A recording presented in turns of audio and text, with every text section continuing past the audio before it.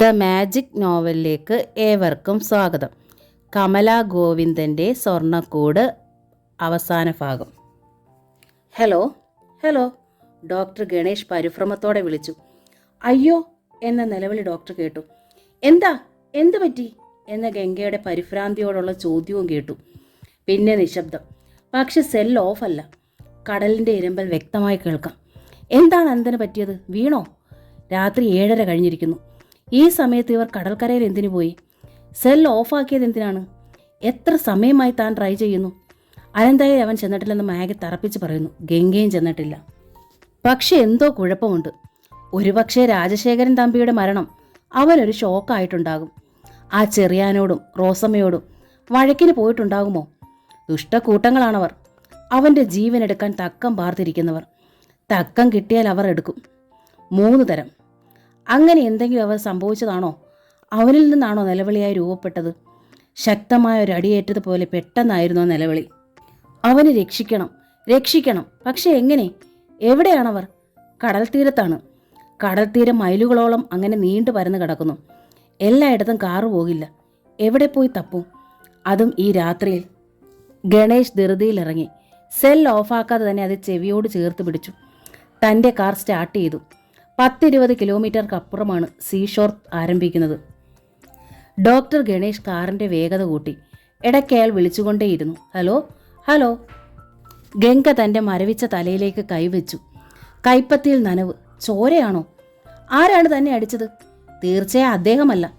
കാരണം തനിക്ക് മുമ്പ് അദ്ദേഹവും നിലവിളിയോടെ വീഴുന്നത് നിഴൽ പോലെ താൻ കണ്ടതാണ്. അദ്ദേഹം വീഴുമ്പോൾ തിരിച്ചറിയാനാവാത്ത 2 നിഴലുകൾ അദ്ദേഹത്തിൻ്റെ പിന്നിൽ നിൽക്കുന്നതും കണ്ടതാണ്. എക്സ്റേ കണ്ണുകളും നിഴലനക്കം പോലും പിടിച്ചെടുക്കുന്ന ചെവികളും ഉണ്ടായിട്ടും അനന്തൻ തമ്പിക്ക് തൊട്ടു പിന്നിലെത്തിയ അപകടം തിരിച്ചറിയാൻ കഴിയാതെ പോയതെന്തേ? ഡാഡിയുടെ മരണം അദ്ദേഹത്തിൻ്റെ മസ്തിഷ്കത്തെ പോലും ഇത്രയേറെ തളർത്തി കളഞ്ഞു. ഗംഗ മണലിലാണ് വീണ് കിടക്കുന്നത്. അവൾ മെല്ലെ എഴുന്നേറ്റു. എന്നിട്ട് മണലിൽ അവൾ തപ്പി. എവിടെ അദ്ദേഹം? എവിടെ? ഒടുവിൽ അവളുടെ കൈകൾ അനന്തൻ തമ്പിയുടെ കാലുകളിൽ സ്പർശിച്ചു. അയ്യോ, ആൾ കിടക്കുകയാണ്. ഗംഗ അനന്തൻ തമ്പിയുടെ അടുത്തേക്ക് നീങ്ങിയിരുന്നു. അനക്കമറ്റ് കിടക്കുന്നു. തലയിലും കഴുത്തിലും ഒക്കെ നനവ്. അയ്യോ!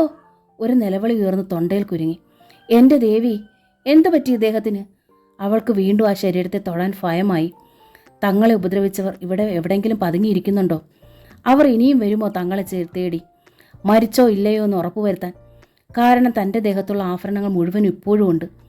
തല്ലിയവരുടെ ലക്ഷ്യം മോഷണമല്ല, കൊലയാണ്. അവർ ഇനിയും വരുന്നതിന് മുമ്പ് രക്ഷപ്പെടണം. എങ്ങനെ? തങ്ങൾ വന്ന കാർ അല്പം അകലെയുണ്ട്. തനിക്ക് ഡ്രൈവിംഗ് ശരിക്കറിയില്ല.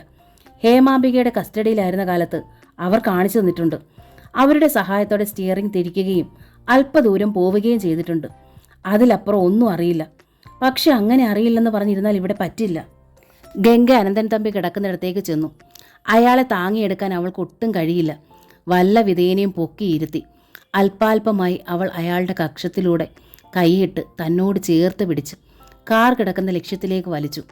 അതിനിടയിലാണ് കാലിൽ എന്തോ തട്ടിയത്. ഗംഗ അതെടുത്തു. അവൾക്ക് മനസ്സിലായി അനന്തൻ തമ്പി വിളിച്ചുകൊണ്ടിരുന്ന സെൽഫോൺ തെറിച്ചു വീണ് കിടന്നതാണെന്ന്. എൻ്റെ ഈശ്വര! അവൾ അനന്തൻ തമ്പിയെ കിടത്തിയിട്ട് അതുമായി കാറിനരികിലേക്ക് ഓടി.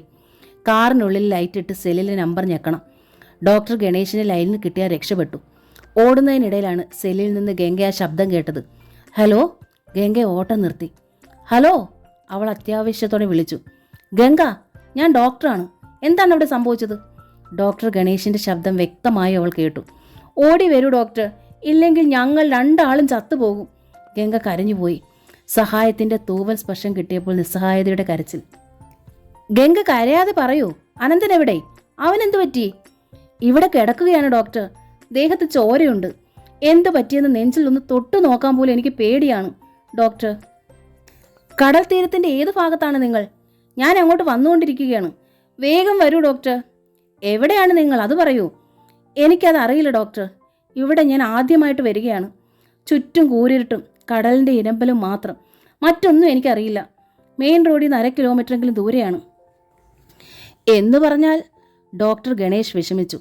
എന്തെങ്കിലും ഒരു അടയാളം പറയാൻ പറ്റുമോ ഗംഗ? ഒന്ന് ഓർത്തു നോക്കൂ. പാഴാക്കി കളയാൻ സമയമില്ലാത്തത് കൊണ്ടാണ്. ഓരോ മിനിറ്റും വിലപ്പെട്ടതാണ്. ഗംഗയും വിഷമിച്ചു. പെട്ടെന്ന് അവൾ ഓർത്തു. ഇവിടെ കുറേ പാറക്കൂട്ടങ്ങളുണ്ട് തീരത്തോട് ചേർന്നു. പാറയ്ക്ക് അരിയിലാണ് ഞങ്ങൾ. ഓക്കെ ഓക്കെ, ഞാനിതാ വരുന്നു. ഗംഗ സെൽ ഓഫ് ആക്കണ്ട, എന്തെങ്കിലും പറഞ്ഞോളൂ, എന്തെങ്കിലുമൊക്കെ. ഡോക്ടർ ഗണേഷ് കാറിന്റെ സ്പീഡ് കൂട്ടി. സ്ഥലം പിടികിട്ടി. തൈക്കോട്ട് എന്ന സ്ഥലം. അവിടെ ഉള്ളിലേക്ക് നീങ്ങി പാറക്കൂട്ടങ്ങളുണ്ട്. അധികം ആരും ശ്രദ്ധിക്കില്ലെങ്കിലും സന്ധ്യയുടെ മനോഹാരിതയും ഏകാന്തത ആസ്വദിക്കുന്നവർക്ക് ഒരു നല്ല സ്ഥലമാണത്. പല സായാഹ്നങ്ങളിലും അനന്തനും താൻ ഇവിടെ പാറക്കൂട്ടങ്ങൾക്ക് മുകളിൽ ഇരുന്നിട്ടുണ്ട്. കടലിലേക്ക് നോക്കി. അല്പം മദ്യം കൂടി ഉണ്ടെങ്കിൽ മനസ്സ് തുറക്കാൻ പറ്റിയിടം.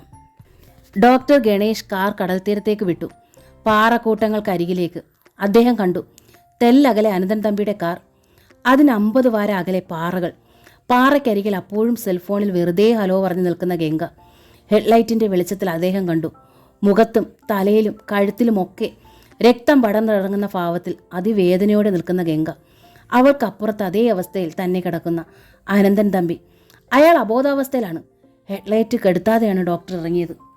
അനന്തൻ തമ്പിയുടെ നാടിമിടിപ്പ് നോക്കി. പിന്നെ കൂടുതൽ പരിഭ്രമത്തോടെ അയാളെ കോരിയെടുത്തു. തൻ്റെ കാറിൻ്റെ പിൻസീറ്റിൽ കിടത്തി. Ganga come quick, doctor Ganesh പറഞ്ഞുകൊണ്ട് കാറിൽ കയറി സ്റ്റാർട്ട് ചെയ്തു. എൻ്റെ ദേവി, എല്ലാം കലങ്ങി തെളിഞ്ഞു വരികയായിരുന്നു. അപ്പോഴേക്കും ഗംഗയ്ക്ക് തല കറങ്ങി. തൻ്റെ തലയിലേറ്റ മുറിവും മരവിപ്പും ഒക്കെ അവൾ മറന്നു. ദേവി, അദ്ദേഹത്തെ കാത്തോളണേ. അവളും കാറിനുള്ളിലേക്ക് കയറി. കാർ അത്യന്തം വേഗതയിൽ തന്നെ പായിച്ചുകൊണ്ട് ഡോക്ടർ ഗണേഷ് തൻ്റെ സെല്ലിൽ ഹോസ്പിറ്റലിലേക്ക് വിളിച്ചു. തൻ്റെ സഹപ്രവർത്തനായ ഡോക്ടർ ജോൺ തോമസിനെ. ജോൺ, എമർജൻസി ആയ ഒരു ഓപ്പറേഷൻ തിയേറ്റർ റെഡിയാക്കിക്കോളൂ. ഒരു എമർജൻസി കേസുണ്ട്. Be quick quick. ഹോസ്പിറ്റലിൻ്റെ പോർച്ചിലേക്ക് പാഞ്ഞു വന്ന കാറിനുള്ളിൽ നിന്ന് അനന്തൻ തമ്പിയും ഗംഗയെ സ്ട്രെക്ചറിൽ താങ്ങിയെടുത്തു. അനന്തൻ തമ്പിയുടെ ശരീരമാകെ രക്തത്തിൽ കുളിച്ചിരുന്നു. രക്തവും പൂഴിമണലും ആ ശരീരത്തെ പൊതിഞ്ഞിരുന്നു. ഗംഗയ്ക്ക് ബോധം നഷ്ടപ്പെട്ടില്ല, എങ്കിലും അവൾ ആകെ തളർന്നു പോയിരുന്നു. ഗംഗയുടെ തലയുടെ ഇടത് സൈഡിലായിട്ടാണ് അടികൊണ്ടത്. തലയിൽ മുറിവുണ്ടായി. തലയോട്ടിക്ക് തകരാറൊന്നുമില്ല, എങ്കിലും 8 സ്റ്റിച്ച് ഉണ്ടായിരുന്നു ഗംഗയ്ക്ക്. കുറേ സമയം ദീർഘമായി ഉറങ്ങാനുള്ള സെഡേഷൻ നൽകി ഗംഗയെ ഒരു റൂമിലേക്ക് മാറ്റി. പക്ഷേ അനന്തൻ തമ്പിയുടെ സ്ഥിതി അതായിരുന്നില്ല. പിന്നിൽ വളരെ അടുത്തുനിന്ന് അതിശക്തമായി ഏറ്റ അടി തലയോട്ടിയിലും ക്ഷതമുണ്ടാക്കിയിരിക്കുന്നു. രക്തവും സാമാന്യത്തിലധികം നഷ്ടപ്പെട്ടിരുന്നു. ഒരു ക്രിട്ടിക്കൽ സ്റ്റേജിലാണ് അയാൾ. ഡോക്ടർ ഗണേഷ് അയാളെ കണ്ടെത്താനും ട്രീറ്റ്മെൻറ്റ് തുടങ്ങാനും അരമണിക്കൂർ കൂടി വൈകിയിരുന്നെങ്കിൽ തീർച്ചയായും ഗംഗ ഭയപ്പെട്ടതുപോലെ പുലരുമ്പോൾ അനന്തൻ തമ്പിയുടെ മൃതദേഹം കടപ്പുറത്ത് കാണപ്പെടുമായിരുന്നു. രാവേറെ ചെന്നു, എങ്കിലും മണിക്കൂറുകളോളം ദീർഘിച്ച ഓപ്പറേഷനാണ് അനന്തൻ തമ്പിക്ക് ചെയ്തത്.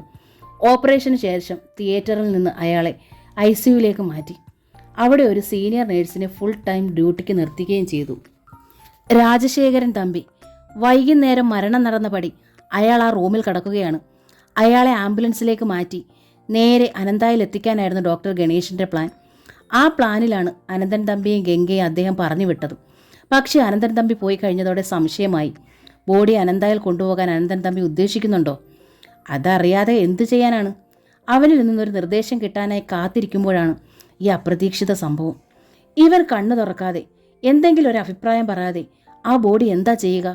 24 മണിക്കൂറും കഴിയാതെ അവൻ കണ്ണൊന്ന് തുറക്കുകയോ എന്തെങ്കിലും പറയുമോ ചെയ്യുമെന്ന് പ്രതീക്ഷിക്കേണ്ട. ഡോക്ടർ ഗണേഷ് രാത്രിയിൽ തന്നെ ഒരു ആംബുലൻസ് ഏർപ്പാടാക്കി. രാജശേഖരൻ തമ്പിയുടെ മൃതശരീരം മോർച്ചറിയിലേക്ക് മാറ്റി. അനന്തൻ തമ്പി ഉണരുന്നത് വരെ, ശരിയായ സെൻസിൽ സംസാരിക്കുന്നത് വരെ ബോഡി മോർച്ചറിയിൽ ഇരിക്കട്ടെ. അതുകൂടി കഴിഞ്ഞപ്പോഴേ ഡോക്ടർ മറ്റൊരു കാര്യം ഓർമ്മിപ്പിച്ചുള്ളൂ. ഇത്രയും സമയം താനൊരു ഡോക്ടറുടെ കടമയിൽ ബോധവാനായിരുന്നു. ഇനി അല്പം നിയമവശം കൂടിയുണ്ട്. മാരകമായ മുറിവേറ്റ 2 പേരെയാണ് താൻ ശുശ്രൂഷിച്ചത്. അതും കൊലപാതകം തന്നെ ലക്ഷ്യമാക്കി എന്ന് പറയുന്ന വിധത്തിൽ. ഡോക്ടർ ഗണേഷ് ആ രാത്രിയിൽ തന്നെ പോലീസ് സ്റ്റേഷനിലേക്ക് വിളിച്ച് നടന്ന സംഭവം അത്രയും പറഞ്ഞു. പുലരുന്നതിന് മുൻപ് തന്നെ ഞാൻ പറഞ്ഞ സ്പോട്ടിൽ ചെന്നാൽ രക്തം വലിച്ചു കുടിച്ച മണൽത്തരികൾ കാണാം. പുലർന്നാൽ ചിലപ്പോഴത് മൂടിപ്പോയേക്കാം. അനന്തൻ തമ്പിയുടെ കാറും അവിടെ തന്നെ ഉണ്ട്, ഡോക്ടർ പറഞ്ഞു നിർത്തി. ഇൻസ്പെക്ടർ ശിവരാജും വർഗീസും ജനാർദ്ദനും കടൽ തീരത്തെ പാറക്കൂട്ടത്തിനരികിലെത്തുമ്പോൾ പുലർച്ചെയായി. എങ്കിലും കടൽ തീരത്തുള്ള പാറയിൽ നിന്നും അല്പം നീങ്ങിയിരുന്നതിനാൽ രക്തം കുടിച്ച മണൽ അതുപടി കിടന്നിരുന്നു. ആരെയോ വലിച്ചഴിച്ചതുപോലെ മണലിൽ പാടുണ്ട്. രക്തത്തിന് ചുറ്റും ആളുകൾ നിൽക്കുകയോ നടക്കുകയോ ചെയ്തിരുന്ന കാൽപ്പാടുകളുമുണ്ട്. പ്രധാനമായ 2 ജോഡി ചെരുപ്പുകളുടെ പാട്, ഒന്ന് ഷൂവിൻ്റെയും ഒന്ന് ലേഡീസ് ചെരുപ്പിൻ്റെയും. അതൊരു പക്ഷേ അനന്തൻ തമ്പിയുടെയും ഭാര്യയുടെ ആയിരിക്കും, വർഗീസ് പറഞ്ഞു. അന്ന് ഉച്ചയ്ക്ക് മുമ്പ് ഇൻസ്പെക്ടർ ശിവരാജും ക്ലാരയും രാധമ്മയും നേരെ അനന്തായിലെത്തി. അവർ തിരികെ പോകുമ്പോൾ ജീപ്പിനുള്ളിൽ മാഗി ഉണ്ടായിരുന്നു.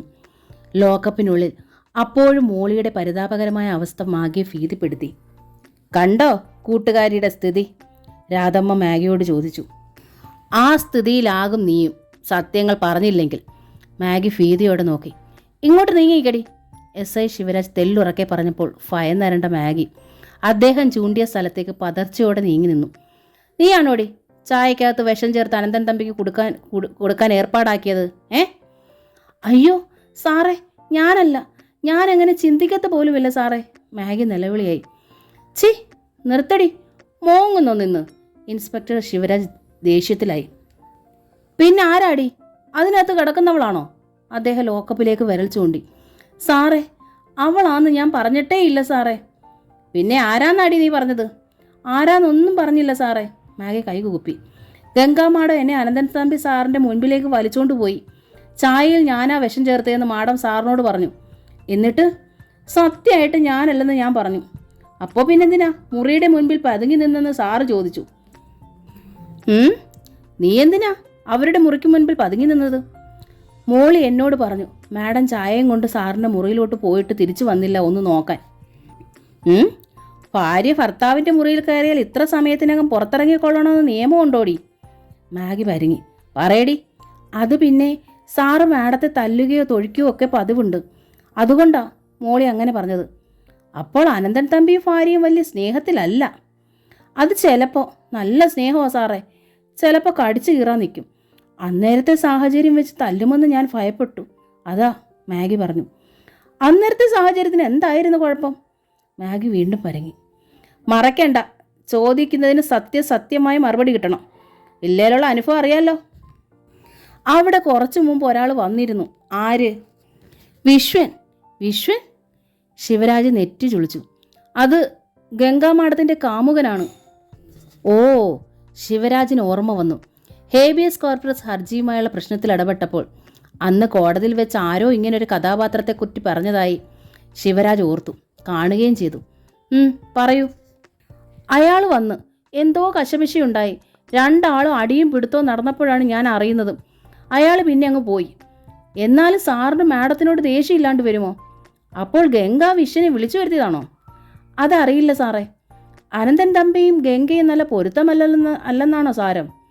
ശരിയായിരിക്കാം സാറേ, അവരെന്നും 2 മുറിയിലാണ് കിടപ്പ്. ഓഹോ, ശിവരാജിൻ്റെ നെറ്റി കൂടുതൽ ചുളിഞ്ഞു. അനന്തൻ തമ്പിയെ കൊല്ലാൻ തക്ക ഒരു വൈരാഗ്യം ആ വിശ്വനുണ്ടെന്ന് തോന്നുന്നുണ്ടോ നിങ്ങൾക്ക്? കൊന്നാൽ ഗംഗാ മാഡത്തിനെ കൊണ്ടുപോകാമെന്ന് അയാൾ കരുതിയാണെങ്കിൽ ഓക്കെ. ശിവരാജ് മാഗിയെ സൂക്ഷിച്ച് നോക്കിക്കൊണ്ട് ചോദിച്ചു. ഡോക്ടർ ഗണേഷും അനന്തൻ തമ്മിയായിട്ട് എന്താ ബന്ധം? അതറിയത്തില്ല സാറേ, മാഡം അവിടെ പോകാറുണ്ട്. കുറച്ച് ദിവസം മുമ്പ് അനന്തൻ സാറിന് എന്തോ ഒരു ചെറിയ അപകടം ഉണ്ടായപ്പോൾ അവിടെയാണ് കിടന്നിരുന്നത്. അന്ന് ഗംഗാ മാഡവും അവിടെ ഉണ്ടായിരുന്നു. അത്രേ ഉള്ളു ബന്ധം. ഗംഗാ മാഡം ഡോക്ടറെ വിളിക്കാറുണ്ട്, അവിടെ പോകാറുമുണ്ട്. കൂടുതലൊന്നും എനിക്കറിയത്തില്ല സാറേ. ഗംഗയായിരിക്കുമോ കാമുകൻ്റെ കൂടെ പോവാൻ വേണ്ടി?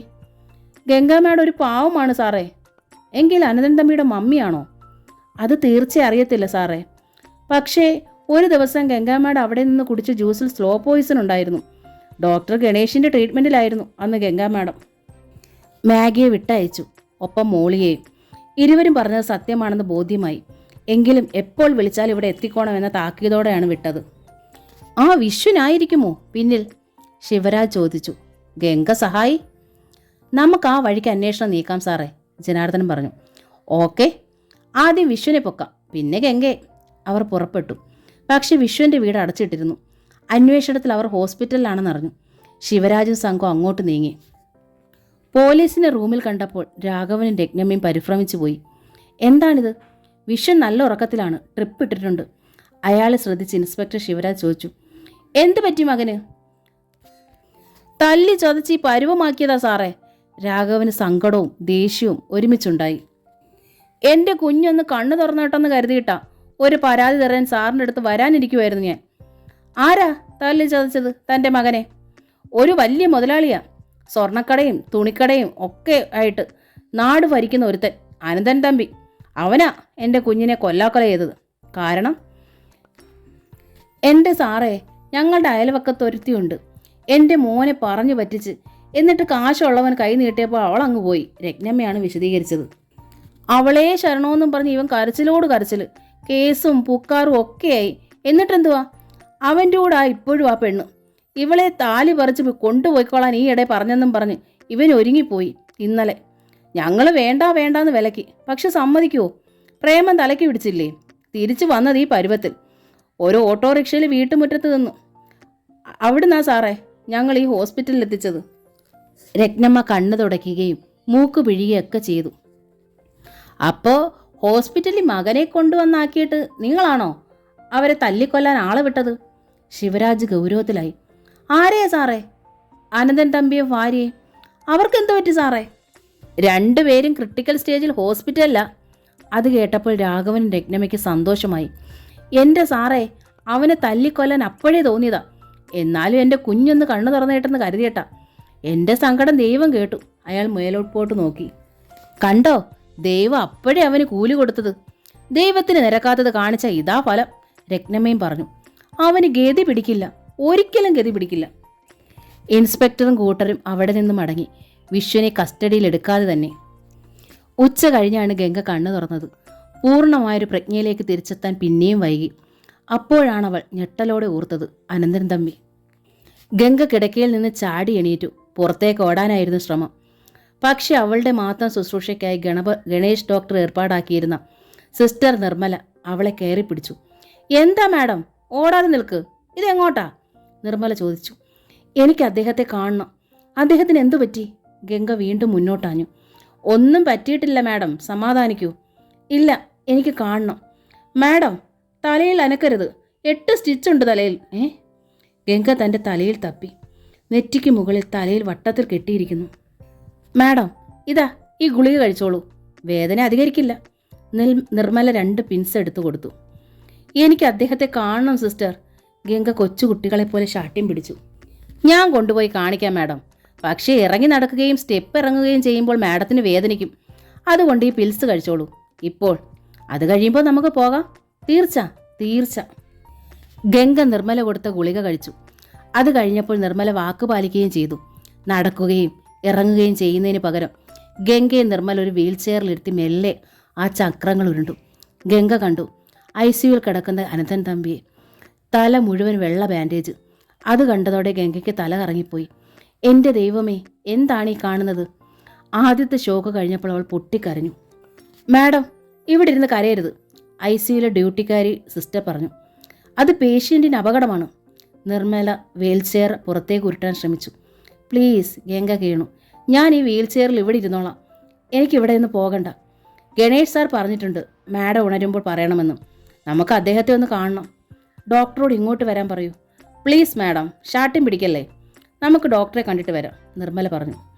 ഗംഗ സമ്മതിച്ചു. നിർമ്മല ഡോക്ടർ ഗണേഷിൻ്റെ ഡ്യൂട്ടി റൂമിലേക്ക് ഗംഗയെ എത്തിച്ചു.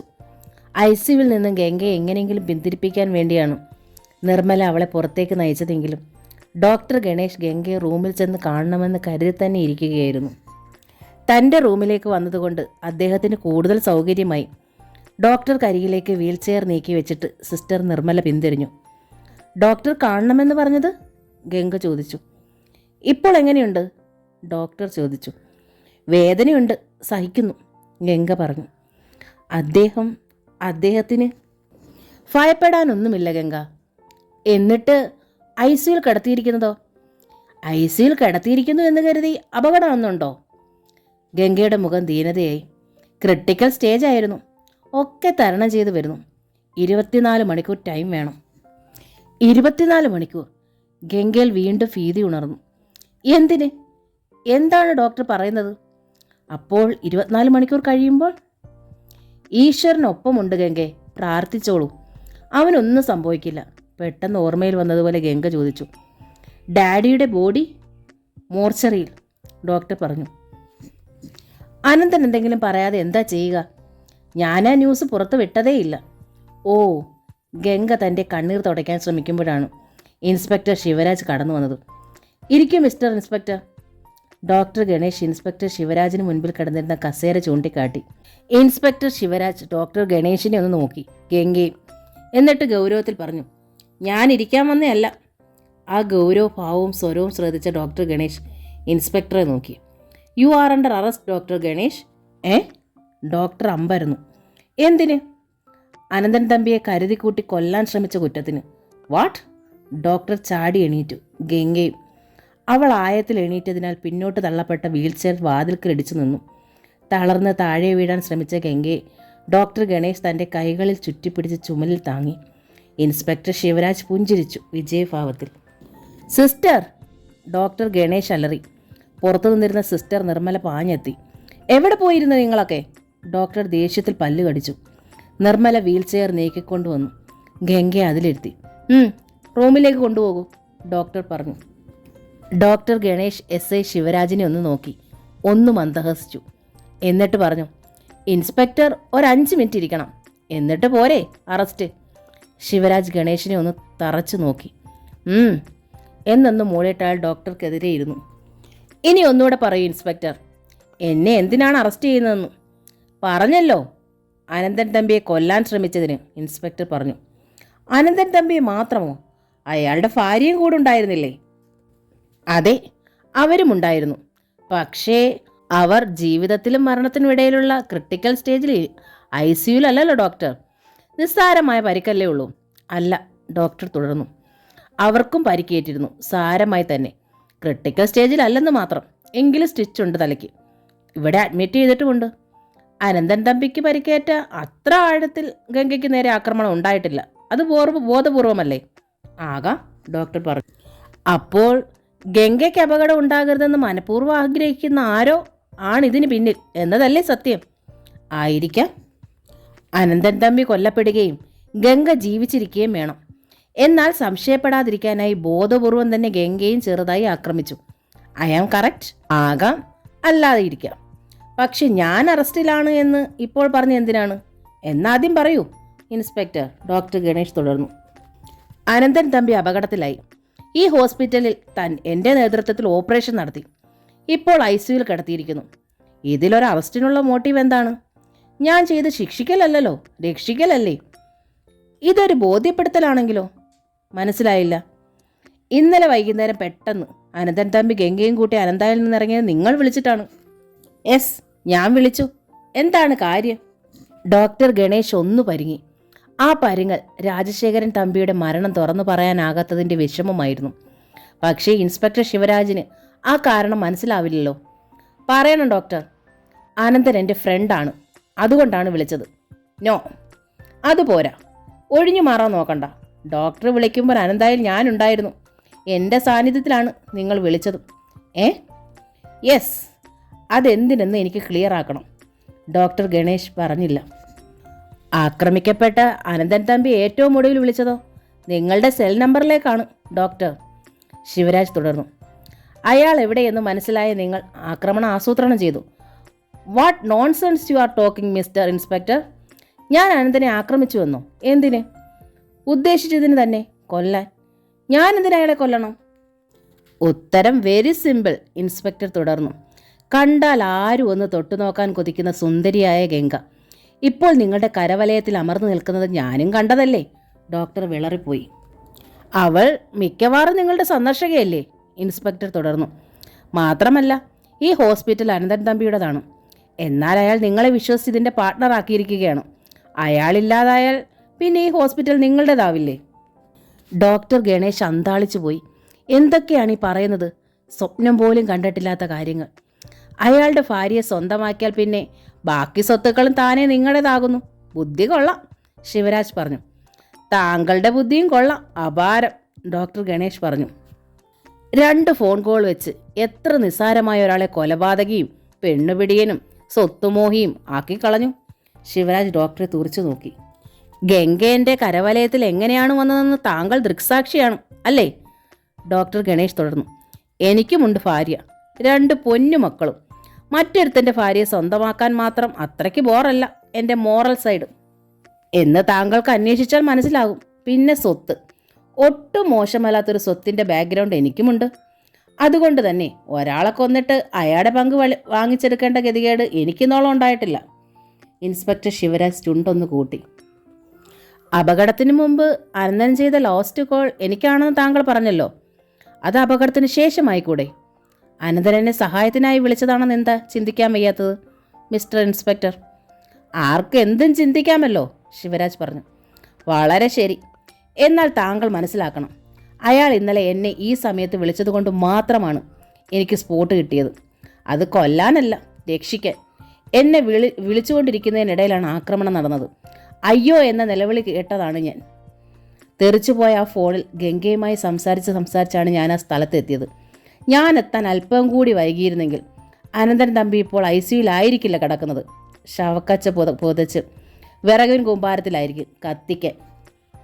ഇനി അവരെ ഞാൻ വീട്ടിൽ നിന്ന് ഇന്നലെ വിളിച്ച് പുറത്തേക്ക് വരുത്തിയത് എന്തിനാണെന്നല്ലേ അറിയേണ്ടത്. പറയാം. അനന്തൻ്റെ ഫാദർ ഇവിടെ 5 വർഷമായി എൻ്റെ ട്രീറ്റ്മെൻറ്റിലായിരുന്നു, മെൻ്റൽ ട്രീറ്റ്മെൻറ്റ്. ഇന്നലെ പെട്ടെന്ന് അയാൾ മരിച്ചു, അതിനാണ് വിളിച്ചത്. ശിവരാജ് അമ്പരന്നു.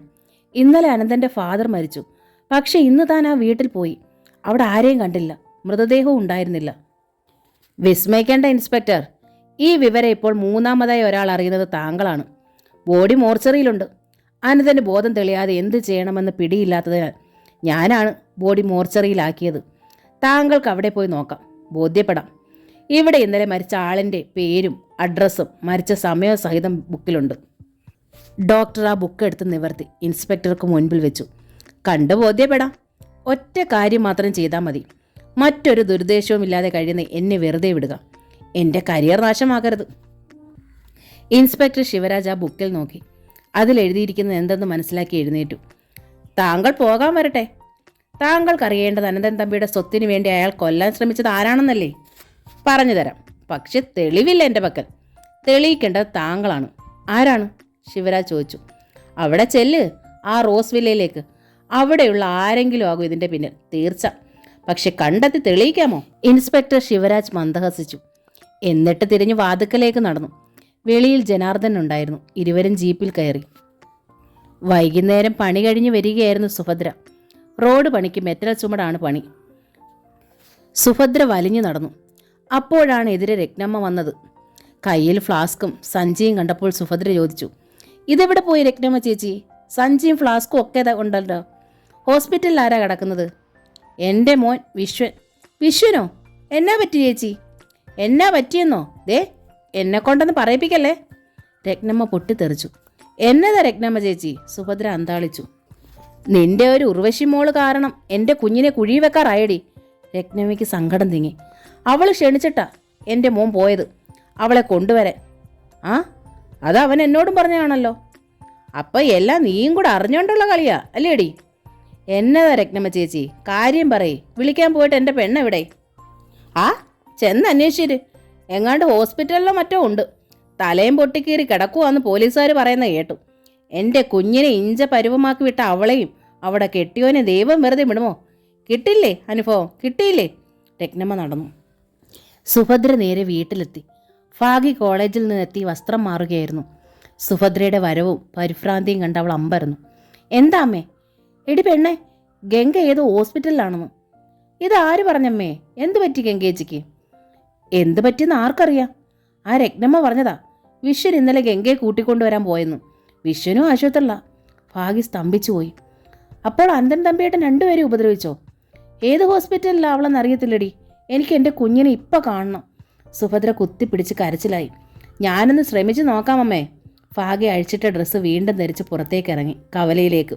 ഒരു പബ്ലിക് ടെലിഫോൺ ബൂത്തിൽ കയറി അവൾ അനന്തൻ തമ്പിയുടെ സെൽ നമ്പർ ഞെക്കി. ഹലോ. മറുതലയ്ക്കൽ നിന്ന് ശബ്ദം കേട്ടു. അനന്തൻ തമ്പിയേട്ടാ, ഞാൻ. അനന്തൻ തമ്പിയാണോ വേണ്ടത്? ഡോക്ടർ ശിവരാജ് ചോദിച്ചു. അതെ. ഇപ്പോൾ ആരാ സംസാരിക്കുന്നത്? സ്ഥലം SI ശിവരാജ്. അയ്യോ, ഭാഗ്യ ഭയന്നുപോയി. റോങ് നമ്പറാ, ഞാൻ വേറെ വിളിച്ചോളാം. അബദ്ധം പിടഞ്ഞതുപോലെ ഭാഗ്യ ലൈൻ കട്ടാക്കി. വീണ്ടും വിളിച്ചു. SI ശിവരാജ് പറഞ്ഞു, ഇത് അനന്തൻ തമ്പിയുടെ ഫോൺ തന്നെ, എൻ്റെ കയ്യിലിരിക്കുന്നു എന്ന് മാത്രം. ആരാണ് വിളിക്കുന്നത്? എന്ത് വേണം? പറഞ്ഞോളൂ. അനന്തൻ തമ്പി ഏട്ടൻ. ഭാഗ്യ നിർത്തി. ഞാൻ ഗംഗേച്ചിയുടെ അനിയത്തിയാ. ഭാഗി. ഗംഗേച്ചി ഹോസ്പിറ്റലിലാണെന്ന് അറിഞ്ഞു. ഏത് ഹോസ്പിറ്റലിലാണെന്ന് അറിയാനാണ് വിളിച്ചത്. ഗംഗ മാത്രമല്ല, അനന്തൻ തമ്പി ഹോസ്പിറ്റലിലാണ്. ഒരപകടം പറ്റി, കൊലപാതക ശ്രമം. ഡോക്ടർ ഗണേഷിൻ്റെ ഹോസ്പിറ്റലാണ്, സിറ്റിയിൽ. ഭാഗ്യ കൂടുതൽ സംസാരിക്കാൻ നിന്നില്ല. ഫോൺ എങ്ങനെ SIയുടെ കയ്യിൽ വന്നുവെന്ന് അവൾക്ക് മനസ്സിലായി കഴിഞ്ഞിരുന്നു. അവൾ വേഗം സുഭദ്രയും കൂട്ടി ഡോക്ടർ ഗണേഷിൻ്റെ ഹോസ്പിറ്റലിലേക്ക് തിരിച്ചു. സുഭദ്രയും ഭാഗ്യയും ചെല്ലുമ്പോൾ ഗംഗ ബെഡിൽ കയറി കുത്തിയിരിക്കുകയായിരുന്നു. മോളെ. സുഭദ്ര പാഞ്ഞു ചെന്നു ആ ബെഡിനരികിലേക്ക്. അമ്മേ, ഗംഗയും അമ്മയെ കണ്ട ആശ്വാസത്തിൽ അമ്മയെ കെട്ടിപ്പിടിച്ചു. എൻ്റെ പൊന്നുമോൾക്ക് എന്നാ പറ്റിയടി? പറ, അമ്മയോട് പറയേ. ആരാ നിന്നെ ഇങ്ങനെ ആക്കിയത്? അനന്തൻ തമ്പിയാണോടി, അതോ ആ വിശ്വനോ? അദ്ദേഹം അല്ലമ്മേ, ഗംഗ പറഞ്ഞു. ഞങ്ങൾ സംസാരിച്ചുകൊണ്ട് നിൽക്കുകയായിരുന്നു കടൽക്കരയിൽ. ഇരുട്ടിൽ ഞാൻ കണ്ടു 2 നിഴലുകൾ. അവരാണ് ഇത് ചെയ്തത്. എന്നെ അദ്ദേഹത്തെയും കൊല്ലാനുള്ള വക വിശ്വേട്ടനുണ്ടായിരുന്നു. എന്നാലും വിശ്വേട്ടൻ ഇങ്ങനെ ചെയ്യുമെന്ന് ഞാൻ വിശ്വസിക്കുന്നില്ലമ്മേ. Inspector ശിവരാജും party റോസ്വില്ലയിലെത്തി. അവിടെ അപ്പോൾ റോഷ്നിയും ചെറിയാനും റോസമ്മയും മാത്രമേ ഉണ്ടായിരുന്നുള്ളൂ. നിങ്ങളെ ചോദ്യം ചെയ്യണം. സ്റ്റേഷനിലേക്ക് കൂട്ടിക്കൊണ്ടുപോകാനാണ് ഞങ്ങൾ വന്നത്, ഇൻസ്പെക്ടർ പറഞ്ഞു. എന്നെ ചോദ്യം ചെയ്യാനോ? എന്തിന്? റോസമ്മ അമ്പരന്നു. അനന്തൻ തമ്പിയും ഭാര്യയും കൊലപ്പെടുത്താൻ ശ്രമിച്ചതിന്. എൻ്റെ ഈശോയെ, ഞാനോ? റോസമ്മ നെഞ്ചത്ത് കൈവച്ചു. അതെ, നിങ്ങൾ തന്നെ. നിങ്ങളാണ് ആണി. നിങ്ങളിൽ നിന്നാണ് ഏറെ കാര്യങ്ങൾ കിട്ടുക. രാധമ്മയും ക്ലാരയും റോസമ്മയെ ബലമായി പിടികൂടി ജീപ്പിനുള്ളിലാക്കി. നേരെ സ്റ്റേഷനിലേക്ക് വന്നു. റോസമ്മ ലോക്കപ്പിലായി. നിങ്ങൾ അനന്തൻ തമ്പിയുടെ രണ്ടാനമ്മയാണല്ലേ? രാധമ്മ ചോദിച്ചു. അതെ. റോസമ്മയുടെ മുഖത്ത് വാട്ടമായി. ഭർത്താവിൻ്റെ ആദ്യ ഭാര്യയിലുള്ള മകൻ ജീവിച്ചിരിക്കുന്നത് വലിയ ബുദ്ധിമുട്ടായി തോന്നും ഈ രണ്ടാനമ്മമാർക്ക്. അതല്ലേ അയാളെ കൊല്ലാനായിട്ട് വിഷം കൊടുത്തത്? റോസമ്മ ഞെട്ടിപ്പോയി. സംശയിക്കണ്ട, ഇവള് തന്നെയാ വിഷം കൊടുത്തത്, രാധവൻ പറഞ്ഞു. അയ്യോ എൻ്റെ ഈശോയെ, ഞാൻ ആർക്കാ സാറേ വിഷം കൊടുത്തത്? അത് നീ തന്നെ പറയ്. ഞാൻ ആർക്കും കൊടുത്തിട്ടില്ല സാറേ. റോസമ്മ വിറയ്ക്കാൻ തുടങ്ങി.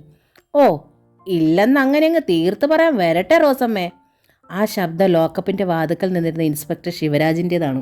ഓർത്ത് നോക്ക്, ഒരു 4-5 വർഷം പുറകോട്ട് അടുക്കളക്കാരി മേരിയെ നിർത്തിയ വശത്താക്കി നിങ്ങൾ ഈ പറയുന്ന തമ്പി മോന് ചായയിൽ വിഷം ചേർത്ത് കുടിപ്പിച്ചില്ലേ? റോസമ്മ ഞെട്ടിപ്പോയി. അപ്പോൾ ചായയിൽ വിഷം ചേർത്ത് കൊടുക്കൽ ഇവരുടെ ഒരു സ്ഥിരം നമ്പറാണല്ലേ? രാധമ്മ ചോദിച്ചു. റോസമ്മയുടെ മുഖം വെള്ളക്കടലാസിന് സമമായി. അന്ന് അങ്ങനെ ഒരു അബദ്ധം പറ്റിപ്പോയി സാറേ, പിന്നെ ഞാൻ അങ്ങനെ ചെയ്തിട്ടില്ല, റോസമ്മ പറഞ്ഞു. അപ്പോൾ ഇന്നലത്തെ ചായയിൽ വിഷം കലർത്തിയതാരാ? അയ്യോ സാറേ, ഞാൻ അറിഞ്ഞില്ല. സത്യമായിട്ട് ഞാനല്ല. ആർക്കാ സാറേ വിഷം കൊടുത്തത്? അപ്പോൾ 2 മാസം മുമ്പ് ഗംഗയ്ക്ക് ജ്യൂസിൽ സ്ലോ പോയിസൺ കലർത്തി കൊടുത്തതാരാ? അയ്യോ സാറന്മാരെ, ഞാൻ അറിഞ്ഞില്ല. അനന്തൻ തമ്പിയുടെ സ്വന്തം മമ്മി എന്ന നിലയിൽ സ്മൂത്തായിട്ടാണ് നിങ്ങളെ ഞങ്ങൾ കരുതിയിരുന്നത്. പക്ഷേ നിങ്ങൾ രണ്ടാനമ്മയാണെങ്കിൽ ഞങ്ങളുടെ ധാരണകളൊക്കെ തെറ്റി.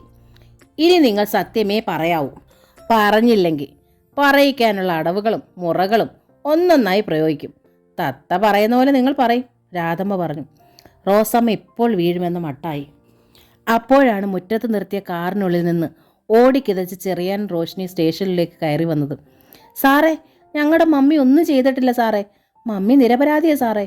റോഷ്നി SIക്ക് മുമ്പിൽ കൈകൂപ്പി. സാർ, മമ്മി പാവമാണ് സാർ, മമ്മി വിടണം. റോഷ്നി കൈകൂപ്പി. മമ്മി പാവമാണോ അല്ലയോ എന്ന് തീരുമാനിക്കാറായില്ല. പിന്നെ എങ്ങനെ വിടും? നീയും ഇയാളും പോകുന്നോ? അതോ ഇവർക്ക് കൂട്ടായി അകത്ത് കിടക്കണോ? റോഷ്നിയുടെ കണ്ണ് നിറഞ്ഞു. അനന്തൻ തമ്പി ഭാര്യ ഹോസ്പിറ്റലില്ല, അറിയാവോ? കൊലപാതക ശ്രമം. ആരാ ചെയ്തത്? രണ്ടാനമ്മയോ അതോ അവരുടെ ഭർത്താവോ അതോ മകളോ? റോഷ്നി വിറച്ചുപോയി. അവൾ ധൃതിയിൽ പിന്തിരിഞ്ഞു നടന്നു. റോസ്വില്ലയിൽ എത്തിയ പാടെ റോഷ്നി നേരെ മോഹൻ്റെ മുറിയിലേക്ക് കടന്നു. റോഷ്നിയുടെ മുഖഭാവം കണ്ടപ്പോൾ എന്തോ പന്തികേടുണ്ടെന്ന് മോഹന് തോന്നി. എന്താടി, എവിടായിരുന്നു ചേട്ടനും ജോസും പോയത്? ഞങ്ങൾ എവിടൊക്കെ അന്വേഷിച്ചു. ഞങ്ങൾ അത്യാവശ്യമായിട്ട് ഒരിടത്ത് പോയി. നീ വന്ന കാര്യം പറയും. എവിടായിരുന്നു പോയത്? എന്തായിരുന്നു അത്യാവശ്യം? നീ എന്താടി ക്രോസ് ചെയ്യുന്നത്? നിങ്ങൾ രണ്ടാളും കൂടിയാണോ തമ്പിയേട്ടനെ അവളെ ഹോസ്പിറ്റലിൽ ആക്കിയത്? എടി, മോഹനൻ ചാടി എഴുന്നേറ്റതും റോഷ്നിയുടെ വായ അടച്ച് പൊത്തിപ്പിടിച്ചു. എന്താടി നീ വിളിച്ചു കൂവുന്നത്? മണ്ടത്തരം കാണിച്ചത് നിങ്ങൾ തന്നെയാണോ? അവൾ ആ കൈ തട്ടി എറിഞ്ഞു. ആണേലെന്താടി? വല്ലതും ചെയ്യുന്നെങ്കിൽ അത് പൂർത്തിയാക്കണം, പാതി വെച്ച് നിർത്തരുത്. റോഷ്നി രൂക്ഷമായി നോക്കി. രണ്ടാളും ഹോസ്പിറ്റലിലാണ്. രക്ഷപ്പെട്ട് വന്നാൽ അയാളെ അറിയാമല്ലോ. മതം പൊട്ടി ഒറ്റയാനെയാണ് അയാൾ. ഒറ്റയാൻ, അറിയോ? അമ്പോ, അത്രയും വലിയ ഒരടി കിട്ടിയിട്ടും ചത്തില്ലെന്നോ അവൻ? വല്ലാത്തൊരു കരിങ്കരടി തന്നെ അവൻ. മർമ്മത്തടിക്കാൻ പഠിക്കണം. പഠിക്കാത്തവൻ ഒന്നിനും ഒരുങ്ങരുത്. ഏത് ഹോസ്പിറ്റലിലാണവൻ? മോഹൻ ചോദിച്ചു. ആവോ, ചെന്ന് അന്വേഷിക്കും. റോഷ്നി ദേഷ്യത്തോടെ തിരിഞ്ഞു നടന്നു. അപ്പോഴേക്ക് റോസ്വില്ലയുടെ പോർച്ചിൽ ഇൻസ്പെക്ടർ ശിവരാജിൻ്റെ ജീപ്പ് വീണ്ടും ഇരമ്പലോടെ നിർത്തി. അത് കണ്ടതും ജോസും മോഹനും പിന്നാമ്പുറത്തേക്ക് പാഞ്ഞു. പിന്നാലെ പാഞ്ഞു SI ശിവരാജും കൂട്ടരും. ഉള്ളിൽ കള്ളത്തരം മാത്രമുള്ള 2 പീക്കിരി പിള്ളേർ ചെയ്യുന്ന പ്രവൃത്തിയാണ് മോഹനും ജോസും ചെയ്തത്. പിടികൂടുമോ എന്ന് ഭയന്ന് നിന്നിരുന്ന നിമിഷത്തിൽ തന്നെ SIയെ കണ്ടതാണ് ഓടാൻ കാരണം. അതാണ് ഏറെ വിനയായത്. SIയും കൂട്ടരും അവരെ വളപ്പിനുള്ളിൽ വെച്ച് തന്നെ പിടികൂടി. റോഷ്നി നിലവിളിച്ചു പോയി. അയ്യോ സാറേ, ഒന്നും ചെയ്യല്ലേ, അവരെ ഒന്നും ചെയ്യല്ലേ. റോഷ്നി ഓടിച്ചെന്ന് തടസ്സം പിടിക്കാൻ SI അവൾക്ക് നേരെ കൈ വീശിയതോടെ അവൾ പ്രാണഭയത്താൽ പാഞ്ഞു. മോഹനും ജോസും ജീപ്പിനുള്ളിലേക്ക് എറിയപ്പെട്ടു. ആകെ അവശരായിരുന്നു അവർ. അതിനുള്ളിൽ ഒരരികിൽ ചെറിയനതാ ഇരിക്കുന്നു. നീയും കയറടി. ശിവരാജ് റോഷ്നിക്ക് നേരെ കയ്യോങ്ങി. ഇപ്പം ശരിയായി. നിങ്ങൾ ചെന്നാൽ പിന്നെ പോലീസ് സ്റ്റേഷനിൽ കുടുംബം മുഴുവനായി, വർഗീസ് പറഞ്ഞു. അല്ലെങ്കിൽ അവർ ലോക്കപ്പ് മുറി കുടുംബം ആക്കിക്കോട്ടെ വർഗീസേ, ജനാർദ്ദനൻ പറഞ്ഞു. ഇരുവരും ഉറക്കെ ചിരിച്ചു. തൻ്റെ കുടുംബം ഒന്നടങ്കം സ്റ്റേഷനുള്ളിൽ നിൽക്കുന്നത് കണ്ടപ്പോൾ റോസമ്മ സന്തോഷിച്ചു പോയി. തന്നെ ഇറക്കിക്കൊണ്ടു പോരാൻ മക്കളും ഭർത്താവും കൂടി വന്നതാണെന്ന് കരുതി. പക്ഷെ അവർക്ക് മുമ്പിൽ തന്നെ വെച്ചായിരുന്നു ചോദ്യം ചെയ്യൽ. അവർക്ക് മുമ്പിൽ വെച്ചായിരുന്നു ഭേദ്യം ചെയ്യലും. സർവ്വ വിവരങ്ങളും ഓരോരുത്തരിൽ നിന്ന് ചോർത്തിയെടുത്തപ്പോഴേക്കും അടിയും ചവിട്ടും ഇടിയും കൊണ്ട് ഓരോരുത്തരും അവശരായി വീണു കഴിഞ്ഞിരുന്നു. ഡോക്ടർ ഗണേഷ് പറഞ്ഞ് 24 മണിക്കൂറും കഴിഞ്ഞിരിക്കുന്നു. അനന്തൻ തമ്പിയുടെ ശരീരത്തിൽ ചലനങ്ങളുണ്ട്. കണ്ണുകൾ തുറക്കുകയോ കൃഷ്ണമണികൾ ചലിക്കുകയോ ചെയ്തില്ല. ഭീതിയോടെ ഗംഗ ഡോക്ടർ ഗണേഷിൻ്റെ റൂമിലെത്തി. ഭയപ്പെടേണ്ട ഗംഗ, അനന്തനൊന്നും സംഭവിക്കില്ല, ബി ബ്രേവ്, ഡോക്ടർ പറഞ്ഞു. പക്ഷേ ഡോക്ടർ 24 മണിക്കൂർ പറഞ്ഞ സമയം കഴിഞ്ഞല്ലോ. എനിക്കാകെ ഭയം തന്നെയാണ് ഡോക്ടർ. ഗംഗ കരയാൻ തുടങ്ങി. ഗംഗയ്ക്ക് എന്നെ തീരെ വിശ്വാസമില്ലാതായല്ലോ. എന്നെ കൂടി ആ മുറിയിൽ കയറാൻ അനുവദിക്കണം ഡോക്ടർ. ICUലോ? അവിടെ 24 മണിക്കൂറും ഡ്യൂട്ടി സിസ്റ്ററുണ്ട്. പോരാ, എനിക്കും അവിടെ ഇരിക്കണം ഡോക്ടർ. ഗംഗ കൈകൂപ്പി കേണു. ഓക്കെ. ഡോക്ടർ ഗംഗയുടെ കണ്ണീരിന് മുമ്പിൽ തോറ്റു. അനന്തൻ തമ്പി കിടക്കുന്ന ICUവിൽ ഗംഗയ്ക്ക് വേണ്ടി ഒരു ബെഡ് ഒരുക്കപ്പെട്ടു. ഗംഗ പക്ഷെ തനിക്കായി ഒരുക്കിയ ബെഡിൽ കിടന്നതേയില്ല. ഒരു കസേരയിട്ട് അവൾ അനന്തൻ തമ്പിയുടെ ബെഡിനോട് ചേർന്നിരുന്നു. ചലനമറ്റതുപോലെ കിടക്കുന്ന ആ പാദങ്ങളിൽ അവൾ തൻ്റെ കണ്ണീരിട്ട് നിൽക്കുന്ന ഒരു മുഖം ഒന്നമർത്തി. എൻ്റെ ദൈവമേ, ഗംഗ അകന്നൊന്ത് വീണു. എന്നോട് പൊറുക്കണേ, എൻ്റെ എല്ലാ തെറ്റും പൊറുക്കണേ, എൻ്റെ അറിവില്ലായ്മയും പൊറുക്കണേ. മാഡം, എന്താണിത്? എന്താണ്? സിസ്റ്റർ ഓടി വന്നു. പേഷ്യൻറ്റിനെ അനക്കരുത് മാഡം. അനങ്ങുന്നുണ്ട്, ദാ പാദത്തിൽ നേരിയ വിറയൽ, ഗംഗ പറഞ്ഞു. സിസ്റ്റർ അവിശ്വസനീയതയോടെ ഗംഗയെ നോക്കി. നോക്കിക്കോളൂ സിസ്റ്റർ, ഗംഗ വീണ്ടും പറഞ്ഞു. സിസ്റ്റർ അനന്തൻ തമ്പിയുടെ പാദത്തിൽ പിടിച്ചു നോക്കി. ഗംഗയുടെ മുഖം വിടർന്നു, കണ്ണുകൾ തിളങ്ങി. ഗംഗ അറിഞ്ഞു ചലനം, സിരകളിലെ രക്തയോട്ടം. അവൾ വീണ്ടും മുഖത്തിന് സമീപത്തേക്ക് നീങ്ങി. ഡോക്ടർ, മാഡം പേഷ്യൻറ്റിനെ തൊടുകയും ഉമ്മ വയ്ക്കുകയൊക്കെ ചെയ്യുന്നു, തെല്ല് ഭീതിയോട് അവർ പറഞ്ഞു. ഡോക്ടർ ഗണേഷ് ദേഷ്യപ്പെട്ടു. നിങ്ങൾ പിന്നെ എന്തിനാണ് അവിടെ? തടയാമായിരുന്നില്ലേ?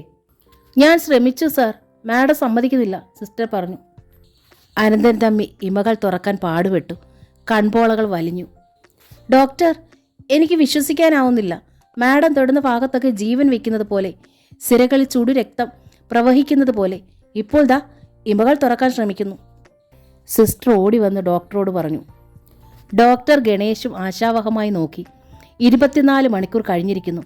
ഒരു ഡോക്ടർ എന്ന നില, അതിലുപരി തൻ്റെ ജീവനായ സുഹൃത്ത് എന്ന നിലയിൽ ഒക്കെ ഡോക്ടർ ഗണേഷ് തനിക്കാവുന്നതൊക്കെ ചെയ്തു കഴിഞ്ഞിരുന്നു അനന്തൻ തമ്പിയുടെ ജീവൻ രക്ഷിക്കാൻ. പക്ഷേ 24 മണിക്കൂറിന് പകരം 35 മണിക്കൂർ കഴിഞ്ഞിരിക്കുന്നു. ബോധം വീണില്ലെന്ന് മാത്രമല്ല, എല്ലാ പ്രതീക്ഷയും മടങ്ങുകയാണോ എന്ന് സംശയിച്ചിരുന്നു ഡോക്ടർ ഗണേഷ്. അനന്തൻ തമ്പി മെല്ലെ കണ്ണുകൾ തുറക്കുകയായിരുന്നു. കൃഷ്ണമണികൾ വളരെ പതുക്കെ വട്ടം കറങ്ങി ഗംഗയിൽ തങ്ങി നിന്നു.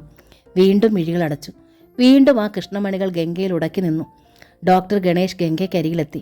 അനന്തൻ തമ്പിയെ നോക്കി. അനന്ത, അയാൾ വിളിച്ചു. നേരിയ മൂളൽ.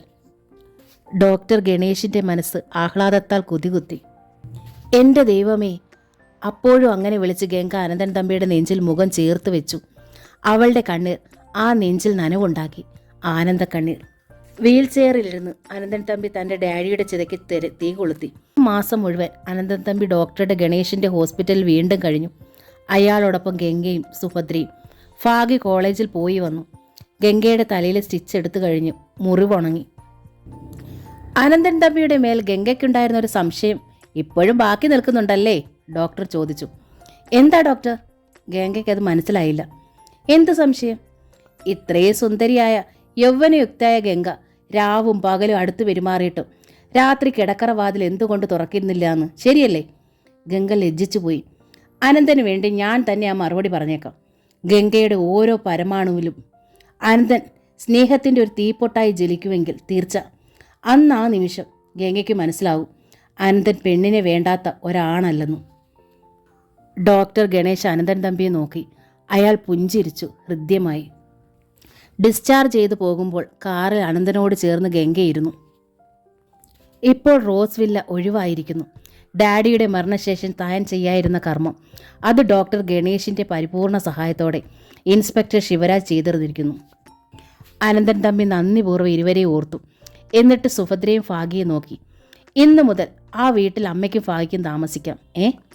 രണ്ടു വീട്ടിലായാലും ഒരു വീടും ഒരു മനസ്സുമായിരിക്കണം. എനിക്ക് വേണ്ടതും അതാണ്.